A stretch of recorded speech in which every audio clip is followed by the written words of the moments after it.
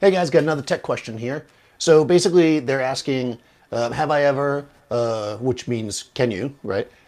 Use a speed light or any kind of light really in an umbrella in place of a reflector when I'm using an octagon. So it's interesting that they very specifically called out pieces of equipment, and I think this is really telling, right, of how we learn. We look at something, we're like, oh, I've used this thing, so I know kind of what it does. So that's what I want to use my point of reference. But I'll answer this by saying, number one, yes, if you use well, that would be an active fill, right, versus, I guess, a passive fill. So if you're using a reflector, that's kind of passive, right? There's no light being emitted by the reflector. It's only a reflecting back light that you're putting into it. An active fill is something that is, got a light inside of it. The advantage of an active fill is that you have a lot more control, right? I can really tweak it a lot. The disadvantage, of course, is that you have to have another light, and usually it takes more space to set it up, so it's not as like kind of quick. A lot of times you'll see Seth do this. He'll always say put a reflector in first, even if you think you're going to use an active fill, because you can at least see what it's going to do, right? Because you might not like it anyways, so why set up a light? So, but anyways, this particular question though I thought was interesting to use a shoot-through umbrella. I think that is a really useful thing to use as a fill light. Generally speaking, in the way that I operate, I generally go with a large-ish fill light in almost all cases, right? Unless I'm trying to fill just a small area, that's very specific stuff. Because even if I want a hard light on the subject, generally I want my fill to kind of come in and wrap around. So you'll often see me use, a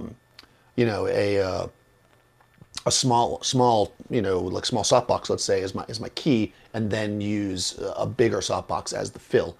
That's generally how I operate. I have seen people do it the other way, although I feel like you're risking getting cross shadows when you do that. So generally I usually have my fill bigger than my key. So if I am using a 3-foot octagon and I want to use a shoot-through umbrella, usually umbrellas are around 3 feet. That's kind of a standard size umbrella, so it's about the same size. So I would say that you can use that for sure, or even a bigger one.